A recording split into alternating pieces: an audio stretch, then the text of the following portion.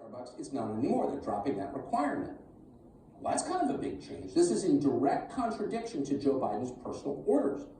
Just a few weeks ago, Biden warned of, quote, a winter of severe illness and death. What an upbeat guy he is, but only for the unvaccinated. And yet at Starbucks, the unvaxxed baristas are still standing, still pouring those lattes, and now they're getting back to work. What does this mean?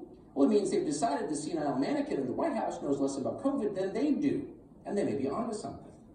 Meanwhile, in Israel, which is probably the most vaccinated country in the world, scientists just contradicted everything the administration has been telling us for a full year about vaccine passports and natural immunity. So a study in Israel, which no one has yet denounced as misinformation, found that 4 vaccine shots do not work as well against Omicron as natural immunity does. And one of Israel's top vaccine experts admitted that natural immunity in general is highly effective. Watch this. Are you now of the view that vaccine passports should be got rid of, phased out, because they're no longer relevant in the Omicron era?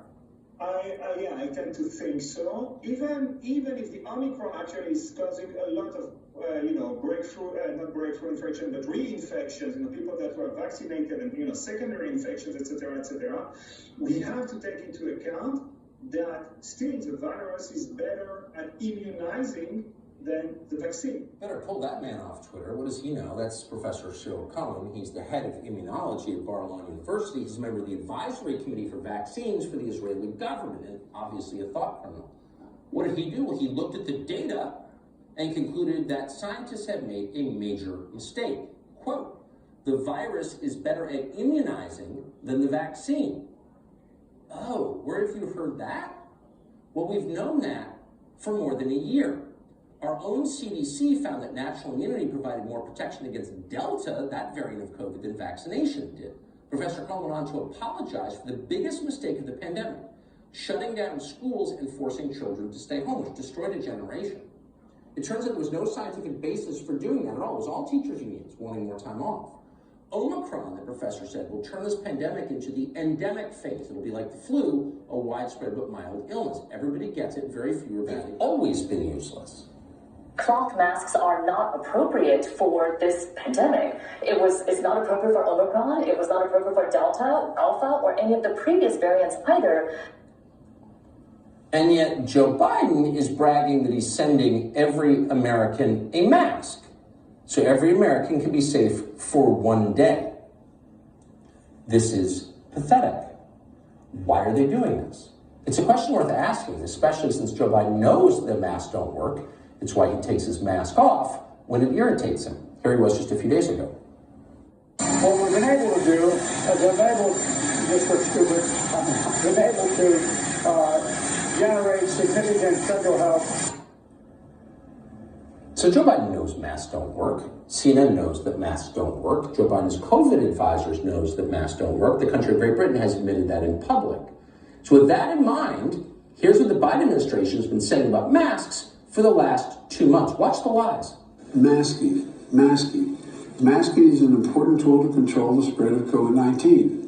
And when you're indoors in public places, you should wear the mask. CDC continues to recommend that any mask is better than no mask, and we do encourage all Americans to wear a well-fitting mask. I think the idea of taking masks off, in my mind, is really not something we should even be considering.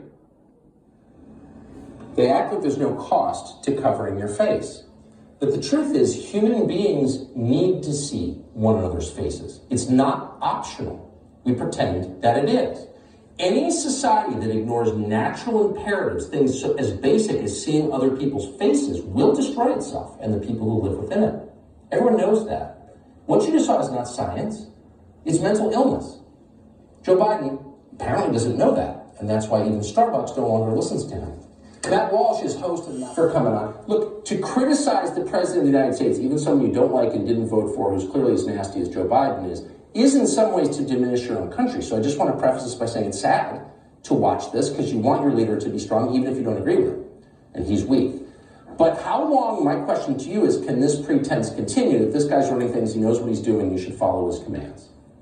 I think the pretense was over the first day he took office. I mean, this is the consequence of electing or, having a moldy cantaloupe as president of the United States, and it creates this kind of perfect storm that turns this into the most out-of-touch presidential administration in American history. Because on one hand, you have a president with literal dementia who lost his mind, and even, by the way, before he lost his mind, he still didn't really have one. He had, he was a man of no will of his own, no value system, just always triangulating. And then he lost his mind. And on top of that, then we've got his handlers, the administration itself, the people calling the shots, who hate the American people, don't care about our problems. And that's why they send this doddering old fool. While most of us are worried about inflation and gas prices, they send it down to Georgia to rant about the fact that we all need voting rights when we already have them, and to call most of us racist. And so this is the situation that we're facing. And I think it raises a question when it comes to COVID and the policies around COVID.